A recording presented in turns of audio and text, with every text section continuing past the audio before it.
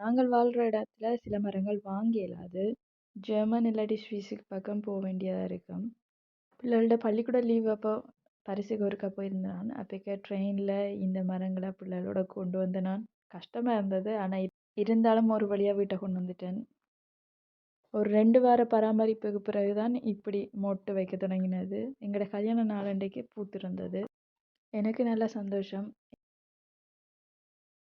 அதை கொண்டு போய் என் மூத்த மகள்கிட்ட கொண்டு போய் கொடுத்து பார்த்தா அவளுக்கு வாசம் பிடிக்கல. சின்னவாக்கு நல்லா பிடிச்சு கொண்டது. அதை வச்சு மணந்து கொண்டே இருந்தா. வச்சு விட சொல்லி கேட்ட பிறகு நான் தலையில் வச்சு விட்டேன். அவளோட ரியாக்ஷன் ஐயோ, ஆள் நல்லா சந்தோஷமா இருந்தா. வச்ச பிறகு இரவு படுக்கிற வரைக்கும் அவட தலையிலே இருந்தது. இது எனக்கு உண்டு என்று அவர் வச்சு விட்டவர். பூ எங்கே பிடுங்கினாலும் எங்களோட பிள்ளையாருக்கு வச்சு அழகு பார்க்குறது எங்களோட பழக்கம்.